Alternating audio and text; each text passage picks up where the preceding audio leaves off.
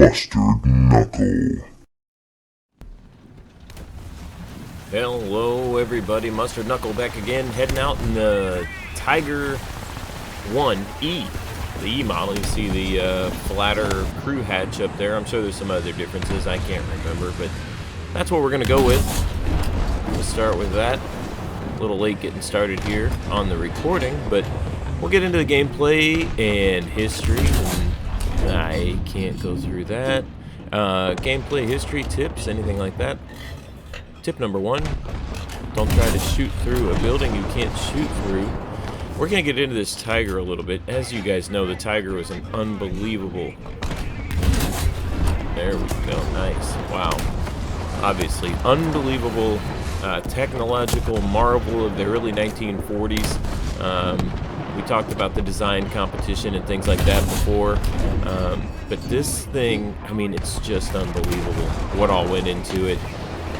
We've talked about the shortcomings, the overcomplicated factors that made this thing a challenge to produce, a challenge to maintain in the field, but also those technological advancements really forced the British, the Americans, the Soviets to figure out what in the world are we going to do about this thing.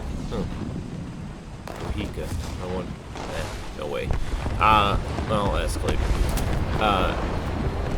This presented a massive challenge, and it was in no uncertain terms that this thing was a huge threat to the current tanks that were available for the British, the Soviets, and the Americans. You know, there's vehicles, as we've gone through these trees, I'll ask now, there's vehicles that, as we go through these trees, that either generate a reaction or are reactionary themselves. And this one, let's see what this M18. Hey, alright, I'm horrible with rockets, that actually worked. Very cool. This one generated a reaction, a massive reaction, because the Americans with the 75mm gun, they couldn't pen this thing unless they were basically sitting right next to it, and that was on a side shot. So it's like, if they were in front of it, they were hosed with the 75mm gun. They thought, initially, the Americans thought they might be able to use other anti-tank guns. Let's see if we can get this guy. Nice. They thought they could use other anti-tank methods, maybe, to handle the Tigers, and they also thought, which was probably correct, because they only made, I think, about 1,500 of these things, that they wouldn't really encounter them all that often, necessitating to the point where it would necessitate a reaction.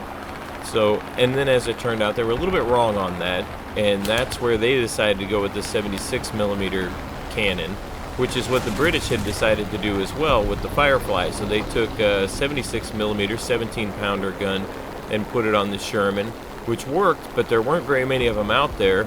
And eventually, shocker, the Germans figured it out, and when they saw these groups, there would usually be like one Sherman and then, or a Firefly, and then there'd be a bunch of 75mm ones. They figured out, okay, we gotta get that 76 first. Those other ones aren't a threat to us in the Tiger, but the 76 is. So they figured it out, and they decided, you know, we need to take that out first. Let's see if I can get anything with this thing. I'm thinking no. Let's see. Yeah, oh, tree. Trees always get in the way. But let's see. Okay, so the British 17-pounder, the Russians thought, okay, we're gonna go with this 85mm gun. Well, it turned out this 85mm gun wasn't really all that good. They put it out in the service, and it didn't do much. And they tested it, and it wasn't that good. So they needed to step up a little bit, and then they ended up going with a 100mm gun, I think, which saw limited use. And then there were different versions. They thought about putting the 57 back in service with whatever gun, the ZIS-3 maybe. And then they improved the 85 and put it on the T-34, which made it the T-34-85. And that was the one that was kind of did the trick for them. There was a whole bunch of stuff with the shells and things like that. I can't remember all the details, but they went through a couple different versions. I mean, this gun it's an amazing gun. This was another one of those deals where instead of just throwing the gun on a half track or on something that wasn't very well defended, they really put a lot of effort into getting this gun into the battlefield and putting it on a platform that could withstand some punishment, which this thing could. I mean, when it came out, basically there was nothing that could take this thing out. It was pretty amazing, but it could take out basically anything else. There's a lot of photos and stuff of shells that went into the sides of Tigers and went into various areas on a Tiger and didn't pen, which is incredible. You know, you look at it and it's like, how close was that to getting in? I don't know. I've never been a tank driver. I don't know how those guys think, and I definitely don't know how they thought in World War II. I don't even know what the mindset was back then. But anyway, this thing, like I was saying, let's see if I can get another rocket here. No. Really generated a lot of attention. They only made it until like 44, so they only made it for like 3 years, and then the Tiger II came out, and that one obviously was even more serious than this one, but just by then the numbers were limited, the ability to produce was limited, and it was a huge challenge to even produce that one, even more so than this one. This one had a lot of expensive materials in it, or challenging materials to manufacture, and that was really, you can see the overlapped wheels, the road wheels there. That was a big deal, especially in weather like this, in the snow and stuff, which we've talked about before. But in the snow, you would get ice and slush jammed up between those wheels, and that was the end of it for the Tiger. This thing, they used it in many different climates, and that is where they discovered a lot of the shortcomings. Also, which we've discussed before, but I'll throw it back out there, very interesting, this thing could go underwater because it was too heavy to use the bridges.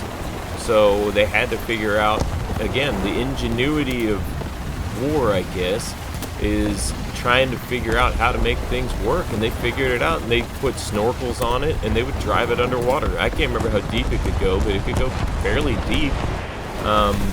And they would just drive it underwater instead of having to use bridges, because they couldn't, because the bridges couldn't handle it, or there were so many bridges that were destroyed that they weren't even an option anymore. So basically, you know, the big things about this tank are that it generated a very smart or very well thought out response, where these allies had to figure out, okay, what do we have that we can use? Again, common theme.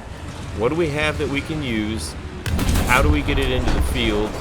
You know, and what are we going to do? You know, what are we going to do with it? And I just got blowed up. That's a good gun on that one too, that Panzer 470. I love that thing. I used to love it more. I feel like they up-tiered it or moved up the battle rating a little bit, but I used to love it even more. Now I just kind of love it. Anyway, so that's kind of the idea in this video, just discussing the Tiger and what response it generated and how the Allies responded to it, which I always find fascinating when I read about these things. And like I said, did they generate a response? Were they a response to something else? And it's just constant. It's a constant cycle throughout any of this wartime effort. That's a pretty good game. 6 kills. I mean, what a gun. It's amazing. I love this gun.